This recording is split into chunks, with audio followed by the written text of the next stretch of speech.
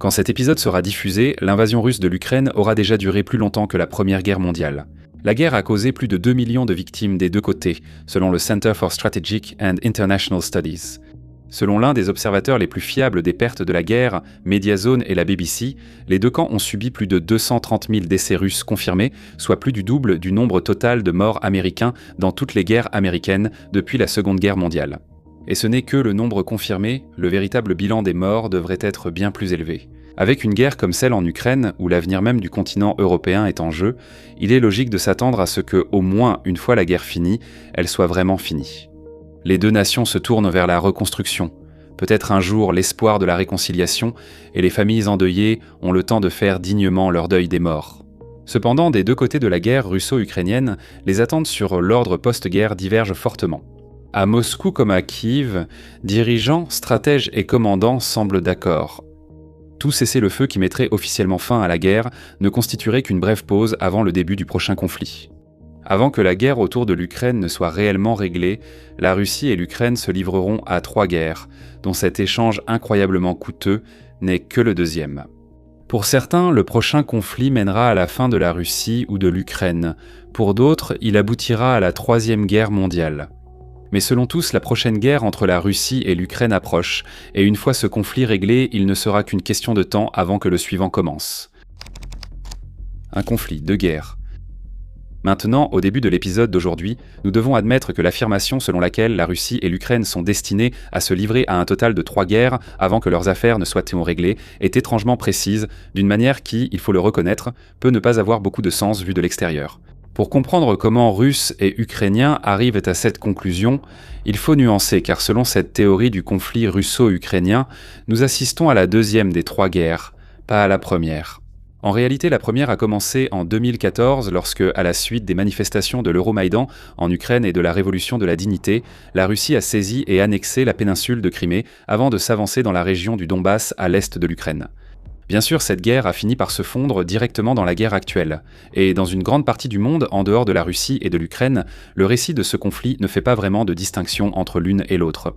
Mais à Moscou et à Kiev, la distinction est en réalité très importante, car la guerre de moindre intensité dans le Donbass a créé les conditions pour l'invasion à grande échelle de la Russie, et cette invasion créera les conditions pour une 3e guerre, peu importe quand elle aura lieu. Et il ne s'agit pas simplement de couper les cheveux en 4 non plus. Concrètement, la guerre dans le Donbass n'aurait pas pu être plus différente de la guerre à grande échelle qui a suivi immédiatement après, et l'écart de temps entre les deux, ou plutôt son absence, est pratiquement sans importance. Repensez aux pertes astronomiques évoquées plus tôt, qui étaient totalement absentes du conflit précédent. Au lieu de cela, après près de 8 ans de combats continus, les pertes de la guerre du Donbass s'élèvent à environ 14 500 morts, y compris des Russes, des Ukrainiens, des séparatistes et des civils de tous les camps, et à moins de 60 000 blessés. La Russie a mené cette guerre surtout en plaçant ses soldats et partisans sous une bannière séparatiste, n'intervenant directement que pour stabiliser le front, empêcher une victoire ukrainienne ou remplir des engagements internationaux. L'Occident s'intéressait à une victoire ukrainienne, mais son engagement n'était pas comparable à ce qu'il est depuis 2022. La guerre du Donbass visait surtout à préparer le terrain. La Russie a progressivement aménagé une zone de déploiement dans l'est de l'Ukraine, développé des infrastructures logistiques et d'approvisionnement pour soutenir une invasion majeure et créé la menace de reconnaître les revendications séparatistes de Donetsk et Luhansk sans le faire jusqu'à peu avant l'invasion à grande échelle. L'Ukraine a commencé à travailler sur une série de fortifications et de plans de contingence, y compris sa ceinture fortifiée, tout en cherchant à mettre de l'ordre dans ses relations avec les capitales occidentales dans la mesure du possible. Mais la guerre du Donbass ne s'est pas terminée avec l'une ou l'autre des parties atteignant ses objectifs de guerre. La Russie n'a pas pris tout le Donbass, ni obtenu une reconnaissance internationale de l'annexion de la Crimée, et l'Ukraine n'a pas repoussé la Russie de son territoire.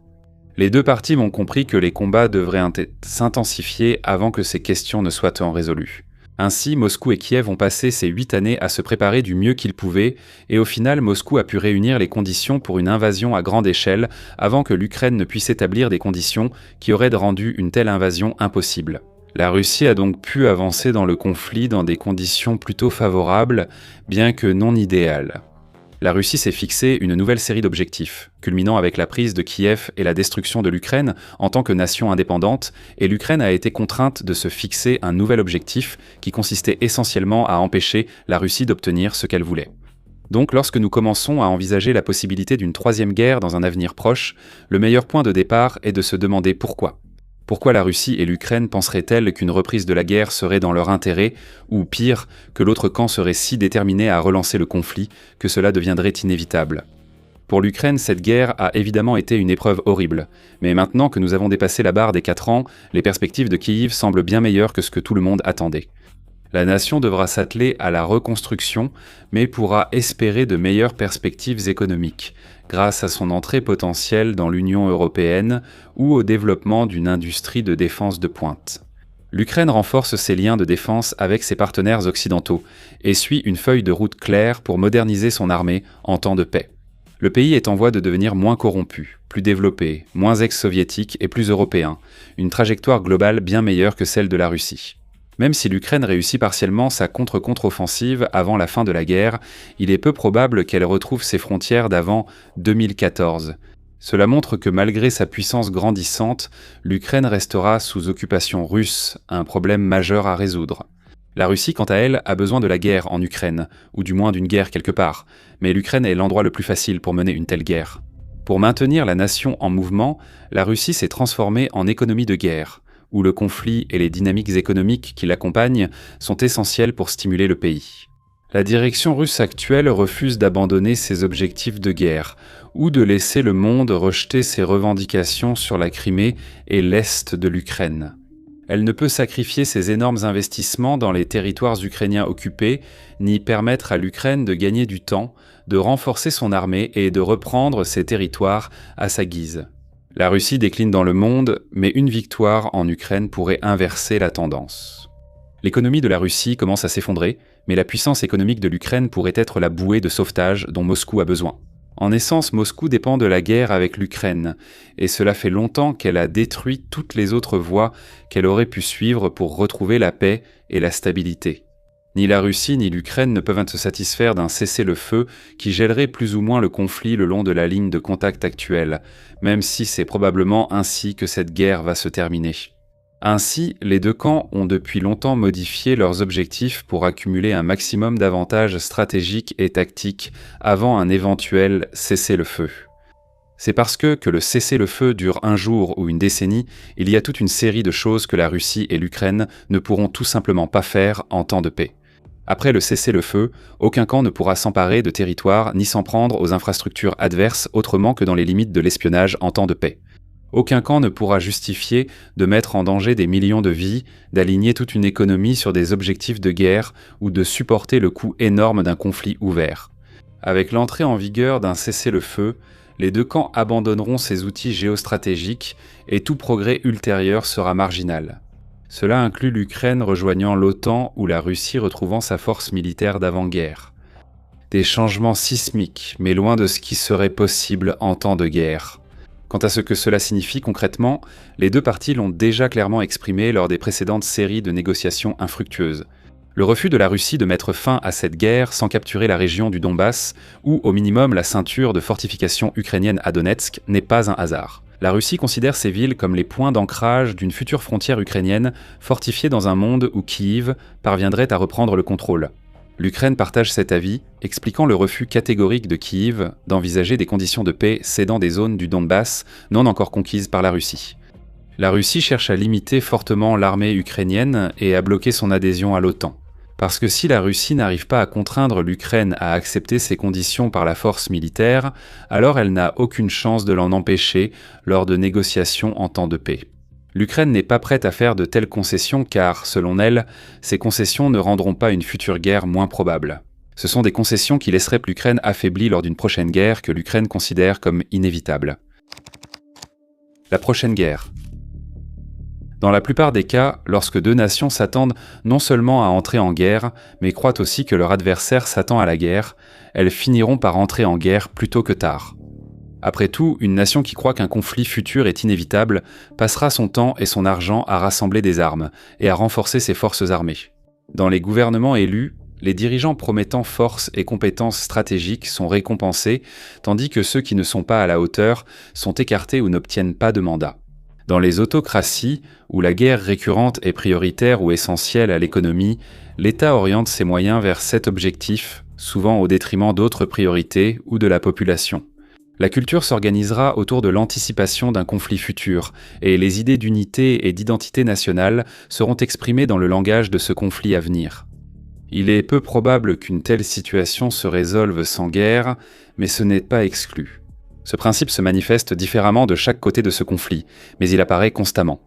Du côté ukrainien, le président Zelensky présente souvent, la guerre en termes générationnels, une différence irréconciliable entre la nature même de la Russie et celle de l'Ukraine. Et une différence qui peut être résolue soit par les dirigeants et les soldats d'aujourd'hui, soit par leurs enfants ou les enfants de leurs enfants. D'après lui, il n'y a aucun monde où l'Ukraine ne lutte pas pour son droit d'exister. Pour eux. Il a comparé l'Ukraine à Israël, un pays qui garde une préparation militaire constante, estimant que la Russie restera prête à envahir l'Ukraine si l'occasion se présente. Encore plus catégorique que Volodymyr Zelensky sur cette question est l'ex-commandant en chef des forces armées ukrainiennes et probable successeur, Valery Zaloujny. Comme il l'a expliqué aux médias, il voit l'avenir de l'Ukraine comme une compétition durable pour les ressources avec la Russie, l'Ukraine bénéficiant du soutien de l'Occident. Il évoque souvent l'avenir de l'Ukraine, supposant une nouvelle guerre avec la Russie, et la volonté des Ukrainiens de l'élire après le conflit laisse penser que le pays agira probablement ainsi dans les années suivant la guerre. En Russie, l'idée d'un conflit permanent avec l'Ukraine, tant qu'elle sera indépendante, prend presque une dimension mystique. Considérez la position d'Alexandre Douguine, philosophe politique influent ayant façonné la vision moderne du Kremlin sur sa place mondiale. Pendant des décennies, il a soutenu que la Russie vise à créer un grand empire eurasiatique, impossible sans d'abord récupérer et intégrer l'Ukraine à la Fédération de Russie. Pour Douguine, la guerre n'est qu'au début d'une bataille apocalyptique entre bien et mal, la lutte pour l'Ukraine devant continuer jusqu'à la victoire. Cette idée ne lui est pas exclusive. Depuis 2006, l'un des ouvrages idéologiques majeurs du cercle proche de Poutine est le roman Le Troisième Empire de Mikhail Youriev, où une guerre non déclarée en Ukraine orientale évolue en Troisième Guerre mondiale apocalyptique. L'ex-président Dmitri Medvedev, aujourd'hui un véritable chien d'attaque de Poutine, décrit la guerre en Ukraine comme le début d'un affrontement Russie-Occident qui durera des décennies. Tandis qu'un autre politologue très influent, Sergueï Karaganov, a également constamment amplifié ce même discours. Même les dirigeants russes qui n'ont pas été aussi explicites, comme le ministre de la Défense Andreï Belousov, semblent poursuivre le même objectif dans le fond, notamment à travers les décisions de Belousov en tant qu'architecte de l'économie de guerre perpétuelle de la Russie. Même les dirigeants européens sont en grande partie arrivés à la même conclusion, ce qui a été un élément clé de leur résistance aux efforts de Washington pour établir une paix immédiate en échange de concessions qui n'ont tout simplement pas de sens si l'on s'attend à un conflit à venir. De nombreux rapports de gouvernements européens de l'OTAN indiquent que l'Alliance s'attend à une confrontation directe avec la Russie dans les prochaines années si celle-ci obtient des conditions favorables en Ukraine. Dans 1 à 3 ans, la Russie devrait lancer une attaque limitée pour tester l'engagement de l'OTAN en défense collective, plutôt que de conquérir un vaste territoire. Sur un horizon plus lointain, cependant, les agences de renseignement européennes anticipent une guerre à grande échelle, ne serait-ce que pour permettre à l'État russe de survivre, car il aurait du mal à subsister sans cela. Mais même si la Russie pouvait tenter de mener une attaque très limitée sans impliquer l'Ukraine, dans un monde où l'Ukraine serait affaiblie, exclue de l'OTAN et sans importance pour la défense européenne, ce n'est pas le monde qui se profile à l'horizon. Au contraire, l'Ukraine affirme très ouvertement qu'elle se considère, à juste titre, comme la défenseur de l'ensemble du continent européen, alors même que les dirigeants européens sont de plus en plus enclins à reconnaître qu'après cette guerre, l'Ukraine surpasse chacun d'entre eux sur le champ de bataille. Pris ensemble, ces changements ont une façon étrange de réaffirmer ce que pensent de Douguine, Medvedev et tous les autres sbires du Kremlin, que pour préparer une confrontation ultime avec l'Occident, il faudra d'abord s'occuper de l'Ukraine. La prophétie crée la politique, et la politique finit par alimenter la prophétie. Si un cessez-le-feu était conclu entre les deux nations, chacune aurait des priorités urgentes à traiter avant un éventuel retour au conflit. Il faut le préciser.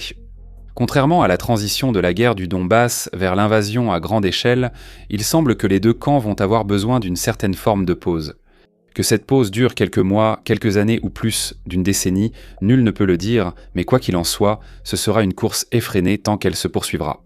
Kiev veut moderniser vite et complètement ses forces, misant sur les investissements étrangers pour son industrie de défense et acceptant des équipements militaires sophistiqués qu'elle ne peut produire. En même temps, Kyiv s'efforcera de renforcer les couches de défense derrière sa ceinture fortifiée et le long de la rive ouest du fleuve Dnipro, afin de bloquer la prochaine attaque russe, quelle que soit sa date. Après le succès de ses campagnes à moyenne et longue portée, Kyiv cherchera sans doute à élargir ses capacités de frappe et à obtenir rapidement des engagements fermes de ses alliés militaires européens et mondiaux.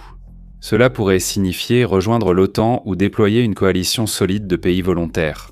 Tout ce qui assure que, si la Russie attaque l'Ukraine, elle devra aussi affronter les partenaires stratégiques de l'Ukraine.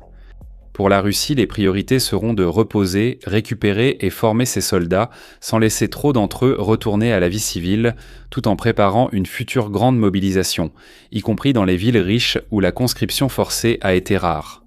Moscou devra s'efforcer de reconstruire son industrie de haute technologie, ses infrastructures de raffinage et d'exportation du pétrole et d'autres goulets d'étranglement industriels ciblés par l'Ukraine, tout en fournissant également un volume écrasant de munitions à bas coût, de sorte que l'Ukraine serait contrainte d'abandonner ses fortifications de première ligne sous une masse de feu inimaginable.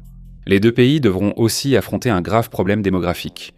Avant l'invasion à grande échelle, l'Ukraine était déjà consciente de sa crise démographique, avec trop peu de jeunes pour soutenir le pays, si bien que son armée est bien plus âgée que la plupart des forces armées mondiales. La Russie, quant à elle, a une population importante dans l'ensemble, mais elle doit également faire face à une crise démographique similaire, bien que moins prononcée. Plus précisément, la Russie a sacrifié une grande partie de toute une génération de jeunes hommes en âge de combattre. Tandis que ceux qui ont réussi à s'échapper jusqu'à présent sont soit devenus très habiles à éviter la conscription, soit ont trouvé d'autres moyens. Soit appartiennent à l'élite russe relativement aisée et pensent être à l'abri de la conscription forcée. Pour les deux pays, cette dynamique pousse à agir vite, se préparer, puis lancer et finir une nouvelle guerre avant l'aggravation de la crise. Mais cela crée aussi une incitation à établir des alliances militaires solides et à compter sur l'aide d'autres nations et de leurs troupes. Ce sera beaucoup plus facile pour l'Ukraine que pour la Russie. En partie en raison de la forte probabilité que l'Ukraine obtienne bientôt le déploiement d'une coalition des volontaires, mais aussi parce que la Russie est la puissance expansionniste ici. Il est bien plus simple de convaincre des partenaires militaires de s'engager dans une défense mutuelle que dans des actes d'agression. Le principal message à retenir était que, bien qu'une troisième guerre entre l'Ukraine et la Russie ne soit pas certaine, il faut la considérer comme inévitable, jusqu'à preuve du contraire. L'Ukraine et la Russie savent qu'elles entrent dans un cycle de confrontation pouvant durer des décennies, et que seule la chute de l'une d'elles pourrait y mettre fin avant une nouvelle guerre. Donc pour l'Ukraine, il est littéralement inconcevable de faire le genre de concessions que ses alliés moins stratégiquement avisés, comme l'administration Trump à Washington, ont exigé. Il est inconcevable de céder des territoires fortifiés et défendables ou de se plier à des limitations concernant ses forces armées ou ses alignements géostratégiques, parce que ce n'est pas terminé et que cela ne le sera pas avant très longtemps. La guerre qui se déroule actuellement en Ukraine prendra fin, et peut-être même avant la fin de cette année. Mais une fois que cela arrivera, l'Ukraine et la Russie entreront dans une phase de gel d'un conflit qui n'a pas encore été résolu. Les alliés, Europe, Amérique du Nord, etc., soutiennent l'Ukraine. Chine, Corée du Nord, Biélorussie, etc., appuient la Russie. Ne peuvent tout simplement pas se faire d'illusions à ce sujet, sinon ils vont être très surpris, quand la Russie et l'Ukraine continuent d'emprunter la voie de la guerre, alors que le monde entier attend une paix durable. Merci d'avoir regardé.